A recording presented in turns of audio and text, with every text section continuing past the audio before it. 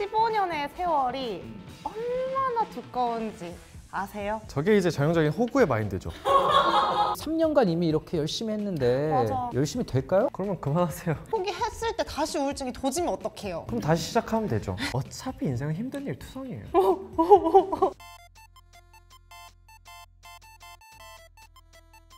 멘탈이 흔들리는 상황 속에서 나는 어떤 선택을 하고 어떻게 극복할까? 내 안에 깨어난 강철 멘탈과 유리 멘탈이 펼치는 1대1 멘탈 토론 공방, 멘탈 토론의 MC를 맡게 된 김지용이라고 합니다. 제가 MC를 맡게 될 줄은 정말 상상을 못 했는데요. 네, 저는 정신과 전문의로 일을 하고 있고요. 유튜브 채널 뇌부자들이라는 곳을 이제 운영을 하고 있습니다. 네, 안녕하십니까. 이 세상 단단하지 않으면 살아갈 수 없다. 강철 멘탈의 대표주자 허성범입니다. 반갑습니다. 이 혹독하고 뾰족뾰족한 세상 속에서 살아가기엔 너무 말랑말랑한 멘탈을 가지고 있는 말랑카 우진입니다. 준비한 거예요? 네. 와. 두 분 생각하시기에는 어떻게 진료실에는 좀 강철 멘탈 분들이 오실 것 같아요? 유리 멘탈 분들이 오실 것 같아요? 당연히 유리 멘탈. 의외로 갈대처럼 이렇게 잘 휘어지는 사람도 있는데 우리 같은 사람들은 버티다 부러져요. 그런 사람들도 좀 많이 가지 않을까요? 실제로 이제 우리가 흔히들 정신질환이 생긴 사람들은 멘탈이 약한 사람들이라고 생각하기 쉬운데 꼭 그렇지는 않고요. 케이스 바이 케이스인 것 같아요. 멘탈 단단함과 정신질환에 또 취약한 거는 약간 별개다. 근데 그래도 조금 더 예민하고 유리 멘탈이신 분들이 약간 더 많은 것 같기는 해요. 그래서 오늘 제가 두 분께 가능한 좀 조언도 드릴 수 있도록 한번 해보겠습니다. 저희 시작하기 앞서서 라이트하게 OX 퀴즈 하나로 좀 시작을 해보려고 하는데요. 다양한 활동들을 하다 보면 이런 연락 받을 때 있죠. 오늘 일이 들어왔는데 내일까지 해주실 수 있어요? 라고 갑자기 카톡이 와요. 아, 안 돼요 라고 바로 끊는다. 나는 강철 멘탈은 O. 유리 멘탈 안 될 것 같습니다. 지난번에 말씀드린 것처럼 저희 시스템상 뭐 이런 이유로 안 된다. 안 돼요? 이건 약간 패급. 왜 안 되는지 설명해줘야지. 안 돼요. 이거보다는 오히려 유리 멘탈 이 답변이 오히려 저도 그게 강철 멘트 같다 생각했어요. 부드러운 카리스마? 맞아. 뭐 너 반박할 수 있어? 약간 이런 느낌. 완전. 지그시 눌러주는. 저 같은 경우는 어떻게 하냐면 온갖 쿠션을 다 섞을 것 같아요. 아 정말 대단히 너무 죄송하지만 그건 좀 어려우시다. 저 같은 경우는 언젠가부터 너무 말도 안 되는 요구에는 그냥 대답을 안 하고 대답을 안 하면 몇 시간 지나서 어려우시죠? 이러면서 대답이 오더라고요. 선생님께서는 본인이 생각하시기에 강철 저는 사실 남신경을 좀 많이 안 써요. 네. 저 혹시 MBTI가 저는 MBTI도 굉장히 싫어합니다. 네. 죄송합니다. 네. 자, 그러면 본격적으로 토론에 이제 들어가 보죠. 저는 SNS 팔로워 3,000명을 보유하고 있는 직장인입니다. 취미로 시작했던 계정이 조금씩 커지면서 SNS를 하는 시간이 부쩍 늘었는데요. 해외여행을 다니며 행복해 보이는 SNS 속 지인들 모습을 보고 있으면 근무 중인 제 자신과 비교하며 우울감을 느끼곤 합니다. 그렇다고 SNS를 관두기에는 광고, 협찬 등으로 버는 부수입도 있고 사람들이랑 소통하며 얻는 즐거움이 커서 쉽게 관두기 어렵더라고요. 제게는 양날의 검과 같은 SNS 어떻게 하면 좋을까요? 일단 SNS의 특성을 생각해보면 그 삶에서 정말 아름다운 부분만 올리는 게 SNS의 본질적인 특성이라는 거예요. 그러면 사람들도 다 똑같이 하고 있을 거란 말이죠. 얘 인생도 시궁창이고 쟤도 분명 비극이 있을 건데 그 안에서의 아름다운 모습만 올리는 거라는 걸 본인이 충분히 인지만 한다면 굳이 삭제까지 해야 될까요? 강철 멘탈이신 분들이 이렇게 말을 해요. 너는 그걸 모르니까 힘든 거다라는 식으로 얘기하는데 사실 다 알고 계시지 않나요? 압니다. 누가 모릅니까 이 얘기? 눈에 보여지는 거가 너무 극명하게 다른 걸 어떡해요? 보여지는 순간 비교가 되잖아요. 그래서 얘는 오마카세가 나한테는 좋은 게 곱창집이었어. 이거 어떡해요? 근데 행복의 효용을 그렇게 돈으로 따질 수 있나? 맞는 말씀이시네요. 저는 곱창이 더 좋긴 합니다. 이분 사연 읽어보면 해외여행 다니는 지인들이 있고 근무 중인 제 자신이 있대. 그럼 난 이게 너무 기특한 거야. 해외여행 다니는 거 돈 쓰는 거야. 근데 본인은 돈 벌면서 부업까지 해. 아니 이 사람 인생을 너무 갓생으로 살고 있는 건데 왜 우울감을 느끼는지 모르겠어. 난 오히려 우월감을 느껴야 된다 생각해. 근데 원래 정신 승리가 중요한 거거든요. 진짜 맞아요. 정신 승리 안 좋은 거 아니야? 이렇게 얘기를 하는데 왜 안 좋은지 저는 모르겠어요. 어쨌든 우리가 그 순간순간에 내 멘탈이 좀 행복하게 내가 이긴 것처럼 살아가는 게 되게 중요한 거잖아요. 진료실에서 진짜 많이 말씀드린 게 뭐냐면 모든 행복이란 건 다 아이스크림과 똑같다고 하거든요. 다 녹아요. 금방 녹아요. 예를 들어서 그러면 삼성에 입사하신 분들 너무 행복하죠. 몇 년 지난 뒤에도 그 삼성 입사의 행복이 계속 유지되고 있을까요? 네. 그렇지 않아요. 그 안에서 또 서로 비교하면서 그 안에서 되게 힘들어지고 어떤 상황에 처해 있던 간에 행복은 금방 녹아버린다고 하거든요. 그러면 우리가 할 수 있는 유일한 거는 지금 눈앞에 있는 아이스크림 일부러 맛있게 먹는 거랑 자주 먹는 거밖에 없어요. 지금 여기에 집중하는 게 제일 중요하다라는 말 진료실에서 되게 자주 말씀드리곤 합니다. 이 사연자분 지금 걱정할 필요가 없어요. 광고 협찬 등으로 부수입을 번다면 이걸로 그러면 해외여행 가면 돼요. 맞아. 사실 나는 이분 부러워. 그리고 저도 부러웠어요. 3,000명인데 광고 협찬이 들어오네. 저희 뇌부자들 SNS 훨씬 더 큰데 광고 협찬도 안 들어오고. 우리 비교하지 않기로 했잖아요. 두 번째 멘탈 토론 주제는요. 외모에 관한 거예요. 20대 대학생입니다. 제 입으로 말하기 부끄럽지만 제가 좀 예쁜 편이라 예쁘다는 이야기를 자주 듣는 편입니다. 이거 김우진 씨가 쓰신 거 아닌가요? 본인 사연 접수하시면 안 되는데. 지금 반박 못하고 있어요. 네. 외모 칭찬을 들으면 종일 기분이 좋고 자존감도 높아집니다. 그러나 요즘에는 점점 외모 강박이 생기는 것 같아 고민이에요. 외모를 유지하기 위해 지나친 다이어트를 하며 생긴 섭식장애와 운동 강박으로 스트레스를 받기도 합니다. 외모 칭찬이 과연 제게 진짜 칭찬이 될 수 있는 걸까요? 외모 같은 것들은 다른 사람들한테 보여지는 모습이잖아요. 그래서 내가 나에게 느끼는 것보다 다른 사람이 나에게 하는 평가가 더 저를 좌지우지한다고 느껴요. 진짜로? 100명이 와서 나한테 못생겼다 그래. 그리고 다음날 와서 100명이 와서 나한테 예쁘다 그래. 그렇다고 내 외모가 바뀌어? 아니잖아요. 그러니까 타인의 평가로 실질적인 내 외모는 절대 변하지 않으니까 결국 나를 바꿀 수 있는 건 나 자신이란 말이죠. 근데 아마도 이 말을 들으면은 한 100명 중 95명은 너는 잘생겼으니까 그런 말을 하는 거야 라고 얘기를 할 거거든요. 맞는 것 같아요. 네, 수많은 사람들이 보면서 잘생겼으니까 저런 말 할 수 있는 거다 라는 반감이 들 수도 있겠지만 하신 말 중에 틀린 게 없긴 합니다. 연세대학교 심리학과에서 한 연구를 진행한 게 있었어요. 잘생김, 예쁨과 이 사람의 행복도 상관관계가 있을 것 같나요? 없을 것 같나요? 무조건 있을 저는 것 같아요. 완전 있을 것 같아요. 네, 근데 놀랍게도 없는 걸로 나왔어요. 여기서 추가적으로 되게 재밌는 포인트가 나왔어요. 뭐냐면 자기 자신이 자신의 외모에 얼마나 만족하냐는 행복도와 관련이 있는 걸로 나왔습니다. 포인트는 아까 말씀하신 것처럼 내가 나에게 얼마나 만족하냐가 진짜 잘생김 정도보다 행복도와 관련이 있다는 거예요. 우리가 남들이랑 비교하면 진짜 끝이 없잖아요. 비교를 할 때는 과거의 나와 비교해야 된다고 해요. 과거의 나와 비교하면서 나아지는 느낌, 그거 본인이 받는 게 되게 중요하고요. 또 하나 꼭 말씀드리고 싶은 게 이분은 뭐가 문제냐, 인정을 받는 것도 한 가지에서만 우리가 추구하게 되면 그게 중독이 돼버릴 수 있거든요. 그래서 분산 투자하는 게 중요해요. 내가 인정받을 수 있는 종목이 여러 개 있어야 돼. 외모도 내 포인트, 하지만 다른 것도 있어야지 외모에서 이렇게 저점 찍는 순간에도 덜 흔들린다. 다음 주제는 제가 진료실에서 제일 많이 듣는 얘기입니다. 대인관계예요. 대인관계. 항상 우울한 이야기만 하는 15년 지기 친구, 손절한다 안 한다를 가지고 한번 들어온 사연을 읽어보겠습니다. SNS에는 항상 밝은 모습만 올려요. 오마카세 가고 명품 소비 이런 것만 올리면서 잘 지내는 것 같은데 나만 만나면 우울한 이야기만 하는 친구. 이제는 지쳐서 손절이 답인가 싶다가도 15년 지기 친구다 보니까 쉽지가 않습니다. 저는 안 한다가 아니라 못 한다예요. 왜요? 15년직이잖아요. 15년의 세월이 얼마나 두꺼운지 아세요?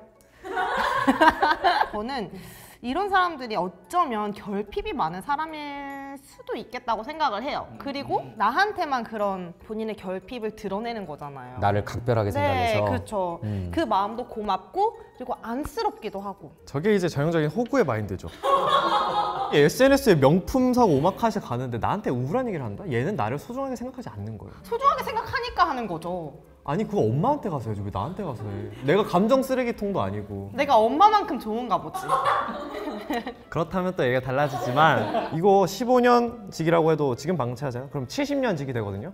그 안에 스트레스 받아서 내가 죽습니다. 그렇기 때문에 빠른 익절이 답이다. 지금 두 분 다 맞는 말을 하긴 했는데 둘 다 리스크가 있어요. 가는 곳마다 이렇게 다 참아주면 호구가 될 수 있고요. 가는 곳마다 다 끊어내면 이건 또 리셋 증후군이라고 하는데 내 주변에 아무도 없어요.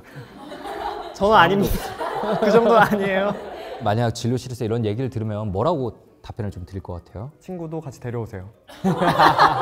오, 괜찮은 방법인데요? 저희가 대인관계를 몇 가지의 비유해서 말씀드리는데 대표적인 게 이제 기차 여행에 비유해서 많이 말씀을 드려요. 어릴 때 친구는 또 평생 친구지, 끝까지 가야지 이런 얘기들 많이 하는데 아니, 그런 게 어딨어요. 우리가 기차 타고 가다 보면 도중에 내리는 사람도 있고 새로 타는 사람도 있잖아요. 인연이라는 거는 다 그렇게 끝날 때가 있는 거고요. 서로 잘 맞춰가면 좋겠다라는 너무 뻔한 말을 좀 드리고 싶습니다. 우울증을 극복하게 해준 덕질 계속 해도 될까? 그만둬야 될까? 라고 질문 주셨어요. 15년 전 아이돌 덕질로 우울증을 극복하게 되며 아이돌 사진을 찍는 혼마를 시작하게 되었습니다. 멋있다. 근데 점차 힐링보다는 이제는 의무감, 행사에 가지 못했을 때 생기는 상대적 박탈감, 엄청난 지출로 인한 경제적 부담 등으로 힘든 상황입니다. 하지만 덕질을 그만두면 다시 우울증이 생길까 봐 쉽게 그만두지 못하는 지금 어떻게 해야 할까요?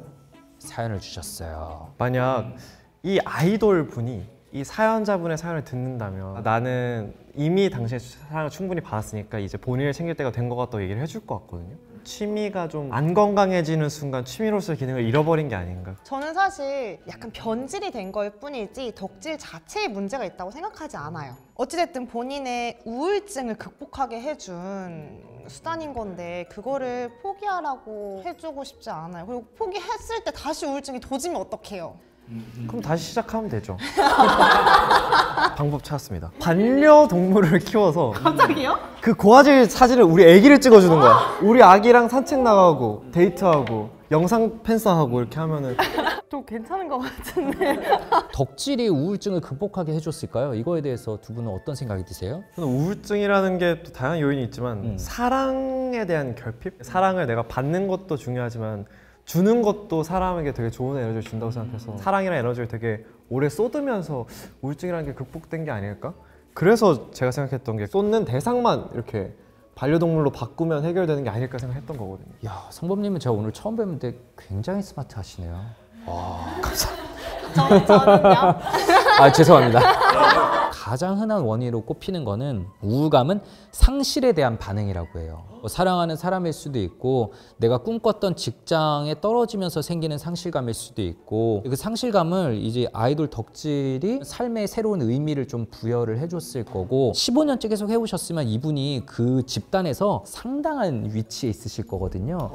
거기서 그 인정받는 느낌 마냥 나쁘게만 보거나 무시할 만한 게 아니에요. 이분 삶에서는 꽤나 큰 걸 겁니다. 그래서 이걸 갑자기 없애라 이런 거 안 돼요. 그럼 이분은 이제 어떻게 해야 되냐? 이거 역시 아까 말씀드린 것처럼 분산 투자를 해야 될 것 같다. 반려동물을 키우던 아니면 다른 취미 생활로 좀 연장선상을 해보시던 15년 동안 정말 내 삶에 큰 의미를 주고 나에게 도움이 되었지만 이제는 내 삶의 다음 챕터로 넘어가야 될 시기가 아닌가 이렇게 생각을 해보시면 좋을 것 같습니다. 그리고 여기서 딱 퀴트하고 이 씬에서 사라지는 것도 오히려 전설로 남을 것 같아요. 오, 맞아.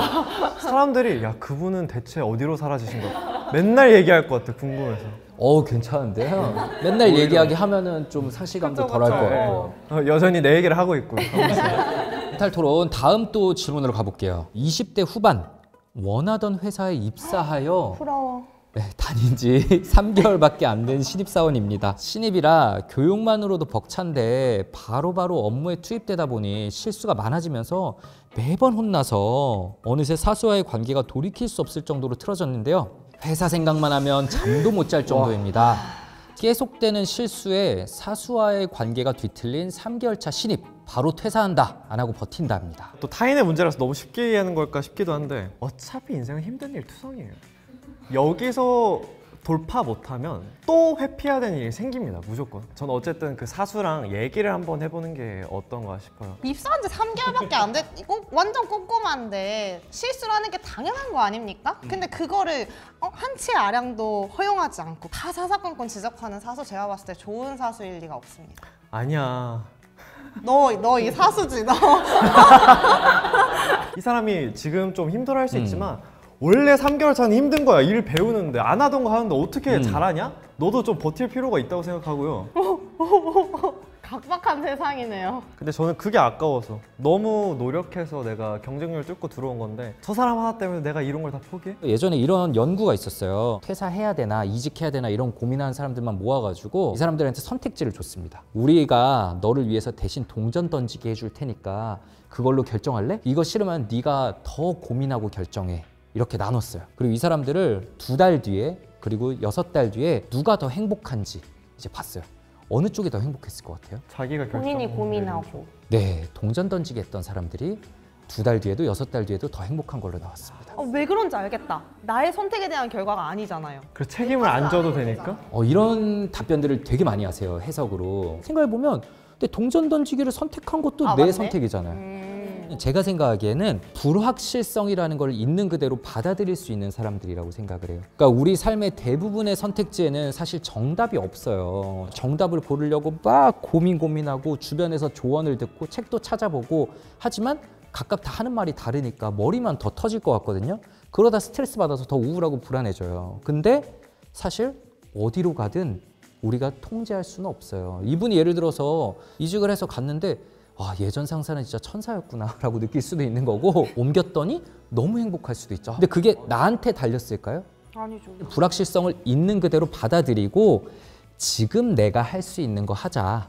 그리고 내가 내린 선택지에서 장점만 택하면서 가보자라고 정신 승리하는 사람들이 결국에는 더 행복하게 지냅니다. 근데도 안 된다 이러면 친구한테 동전 던져달라고 하시는 게 더 낫습니다. 좋은 결론. 다음 토론 주제는 미래에 대한 불안감입니다. 3년째 고시 공부를 하고 있는 취준생입니다. 3년 동안 해온 거라 포기하기도 아깝고 매번 간발의 차로 떨어지는 걸 보면 맞아, 맨날 간발의 차로 떨어져. 그렇죠. 조금만 더 하면 될 것 같아요. 그래서 그러나 또다시 실패할까 봐 두려운 마음 플러스 부모님에 대한 미안함 플러스 친구들 취업하는 거 보며 조급함 느끼는 상황입니다. 저는 사실 이 간발의 차로 떨어진다라는 게 지금 사연자님의 발목을 잡고 있는 것 같아요. 가능성 지옥이죠, 이게. 만약에 제가 사연자라면 이미 3년 동안 내 열과 성을 다해서 지칠 대로 지친 상태일 텐데 더 한다고 좋은 결과가 있을지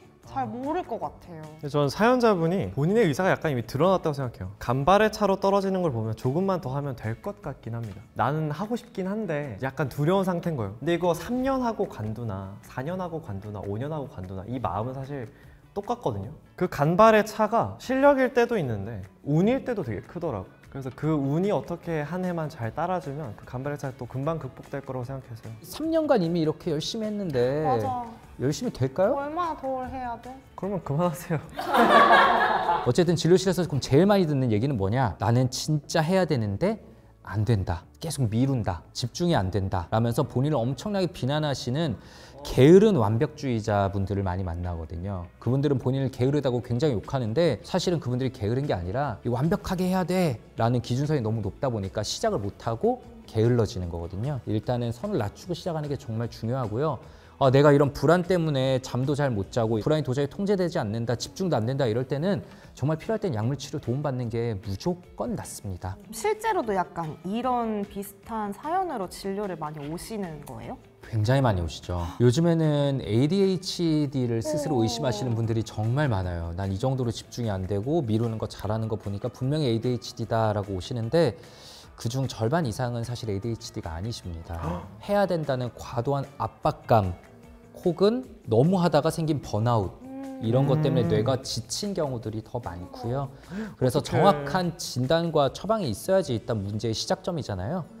너무 혼자서만 고민하지 마시고 또 가까운 곳에서 한번 도움받아 보시는 것도 좋은 옵션일 것 같아요. 멘탈 토론 오늘의 시간이 마무리됐습니다. 오늘 좀 소감이 어떠셨는지? 나만 이런 게 아니었구나 라는 걸로도 엄청난 위로를 받는다고 하잖아요. 그 의사 선생님으로부터 들으니까 역시 세상 사람 다 똑같이 살아가고 있구나 라는 생각을 하면서 위로받고 가는 시간인 것 같습니다. 저는 원래 인생을 약간 엄청 치열하게 사는 편이고 좀 도끼 있게 대하는 편인데 역시 강철도 불에는 녹잖아요. 그래서 선생님이 오늘 이런 불타는 진료에 저도 좀 이렇게 촉촉하게 유리 멘탈이 약간 동화돼서 돌아가는 느낌이. 나도 인간이었어. 우리가 다 강철 멘탈로 살고 싶은데 내가 잘못한 게 없어도 상황이 그냥 그렇게 될 때가 있고요. 또 강철 멘탈처럼 보여도 속에는 또 유리 멘탈처럼 무너지고 있는 상황들도 있고 모든 사람의 삶엔 그런 순간이 그냥 찾아올 수 있습니다.